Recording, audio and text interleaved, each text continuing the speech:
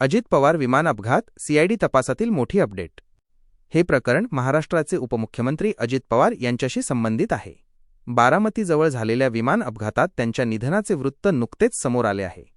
या दुर्दैवी घटनेचा तपास आता गुन्हे अन्वेषण विभाग सीआयडी आणि नागरी विमान वाहतूक मंत्रालयाच्या aircraft accident investigation bureau AAIB यांच्यामार्फत केला जात आहे. सीआयडी आणि तपास यंत्रणांना आतापर्यंत खालील प्रमुख माहिती मिळाली आहे.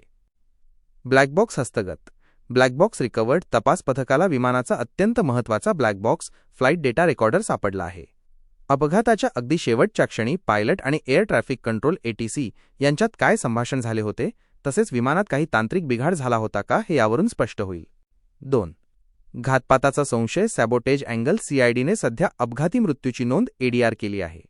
हा केवळ एक अपघात होता की यामागे काही घातपाताचा कट सॅबोटेज होता, याचाही तपास सीआयडी करत आहे.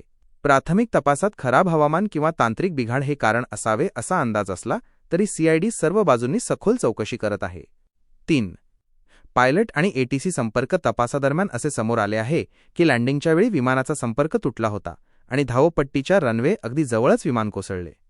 थोडक्यात सांगायचे तर तपास यंत्रणांना ब्लॅक बॉक्स मिळाला आहे आणि आता सीआयडी यामागे काही कट होता की हा निव्वळ अपघात होता याचा शोध. ऐसे ही अपडेट के लिए हमारे चैनल को सब्सक्राइब कीजिए. अजित पवार विमान अपघात सीआयडी तपासातील मोठी अपडेट. हे प्रकरण महाराष्ट्राचे उपमुख्यमंत्री अजित पवार यांच्याशी संबंधित आहे. बारामतीजवळ झालेल्या विमान अपघातात त्यांच्या निधनाचे वृत्त नुकतेच समोर आले आहे. या दुर्दैवी घटनेचा तपास आता गुन्हे अन्वेषण विभाग सीआयडी आणि नागरी विमान वाहतूक मंत्रालयाच्या aircraft accident investigation bureau AAIB यांच्यामार्फत केला जात आहे. सीआयडी आणि तपास यंत्रणांना आतापर्यंत खालील प्रमुख माहिती मिळाली आहे. ब्लॅक बॉक्स हस्तगत. Black box recovered. तपास पथकाला विमानाचा अत्यंत महत्त्वाचा black box flight data recorder सापडला आहे. अपघाताच्या अगदी शेवटच्या क्षणी पायलट आणि एअर ट्रॅफिक कंट्रोल ATC यांच्यात काय संभाषण झाले होते, तसेच विमानात काही तांत्रिक बिघाड झाला होता का हे यावरून स्पष्ट होईल. 2. घातपाताचा संशय सॅबोटेज अँगल. सीआयडीने सध्या अपघाती मृत्यूची नोंद ADR केली आहे. हा केवळ एक अपघात होता की यामागे काही घातपाताचा कट सॅबोटेज होता, याचाही तपास सीआयडी करत आहे. प्राथमिक तपासात खराब हवामान किंवा तांत्रिक बिघाड हे कारण असावे असा अंदाज असला तरी सीआयडी सर्व बाजूंनी सखोल चौकशी करत आहे. 3.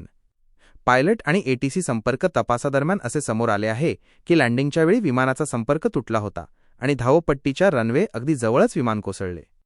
थोडक्यात सांगायचे तर तपास यंत्रणांना ब्लॅक बॉक्स मिळाला आहे आणि आता सीआयडी यामागे काही कट होता की हा निव्वळ अपघात होता याचा शोध. ऐसे ही अपडेट के लिए हमारे चैनल को सब्सक्राइब कीजिए.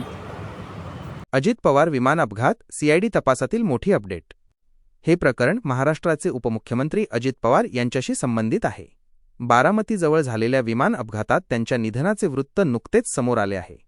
या दुर्दैवी घटनेचा तपास आता गुन्हे अन्वेषण विभाग सीआयडी आणि नागरी विमान वाहतूक मंत्रालयाच्या aircraft accident investigation bureau AAIB यांच्यामार्फत केला जात आहे. सीआयडी आणि तपास यंत्रणांना आतापर्यंत खालील प्रमुख माहिती मिळाली आहे. ब्लॅक बॉक्स हस्तगत. Black box recovered. तपास पथकाला विमानाचा अत्यंत महत्त्वाचा black box flight data recorder सापडला आहे.